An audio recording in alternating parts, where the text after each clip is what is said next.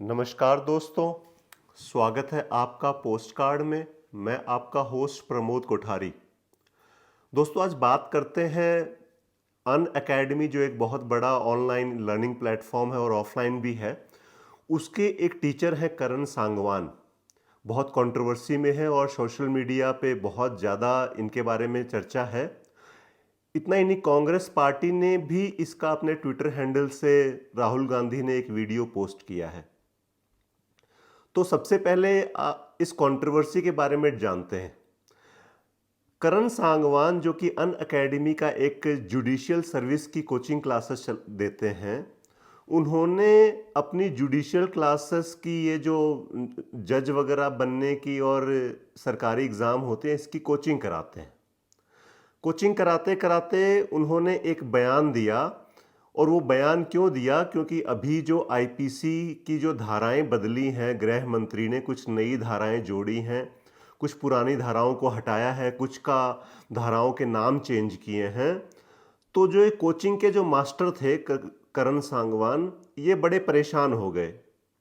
परेशानी इनकी ये थी कि इतने सालों से हमने नोट्स तैयार किए हुए थे और हम वही नोट्स की फोटोकॉपी करा के बच्चों को दे देते थे, और क्लास में, रूम में तो कुछ ज़्यादा करने को था नहीं, दुनिया भर की बकवास करके घर चले जाते थे, लाखों करोड़ों रुपए बच्चों से ले लेते थे। और अब इनको प्रॉब्लम ये है कि हमने सारे नोट्स नए बनाने पड़ेंगे, फिर से मेहनत करनी पड़ेगी, सारे नोट्स, सारी धाराएं हमें याद करनी पड़ेंगी, और इसमें भाई हमें मेहनत करनी पड़ेगी क्योंकि सरकार ने कानून बदल दिए हैं, कानून के अंदर तब्दीली कर दी है, धाराओं के अंदर तब्दीली कर दी है। तो कोचिंग मास्टर जी को जो है वो मेहनत करनी पड़ती।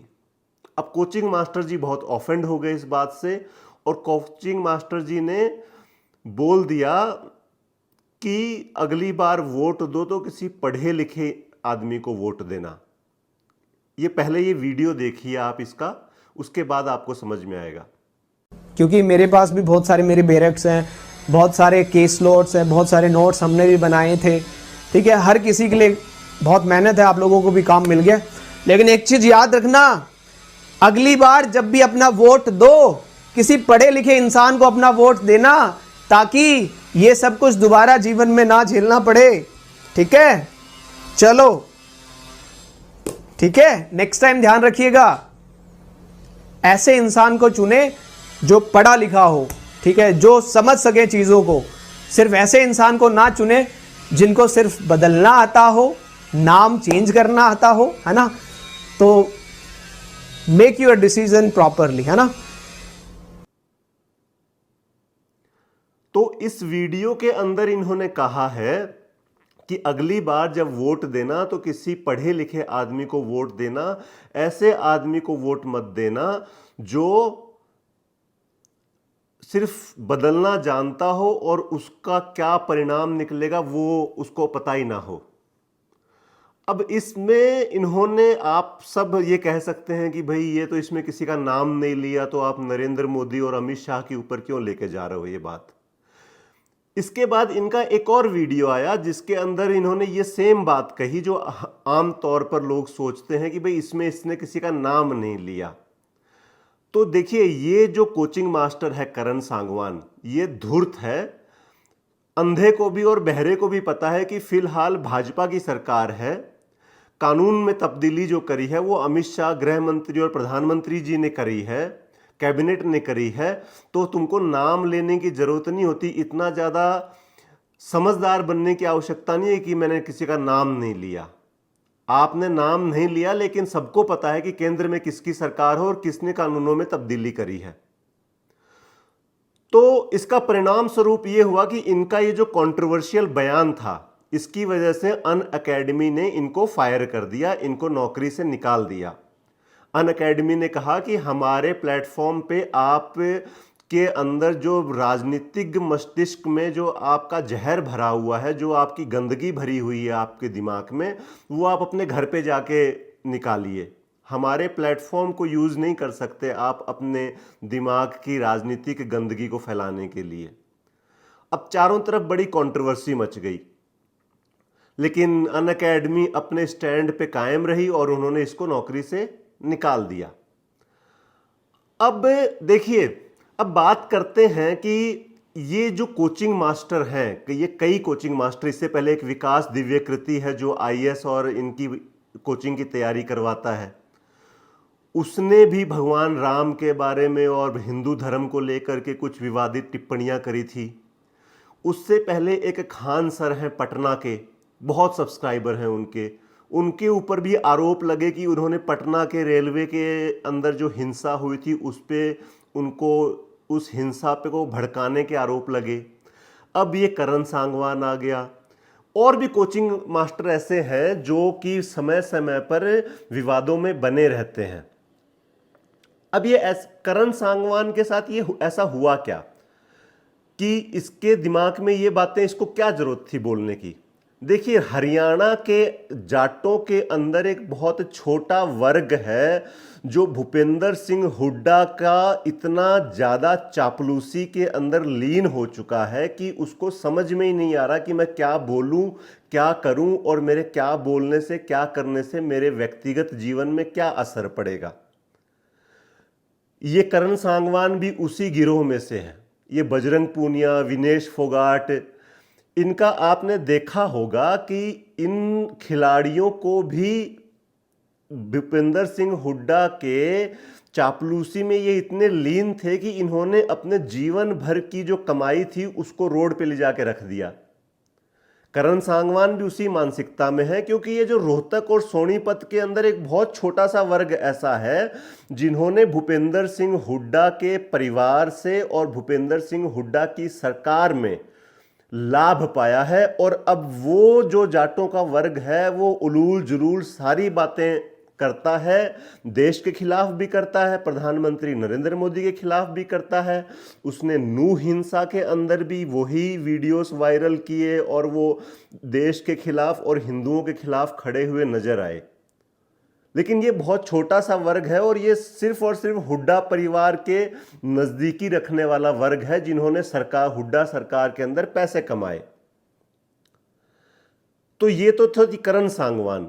अब ये कोचिंग मास्टर जो हैं, इनके साथ समस्या क्या है कि ये क्यों ये उल जुलूल बयान देते हैं। देखिए, कोचिंग मास्टर 99.99 लोग वो होते हैं जो अपने जीवन में कुछ बनना चाहते थे, अपने जीवन में सरकारी नौकरी लेना चाहते थे, लेकिन उनके अंदर इतनी काबिलियत नहीं थी कि वो सरकारी पेपर क्लियर करके या सरकारी इंटरव्यू क्लियर करके वो सरकारी नौकरी हासिल कर लें।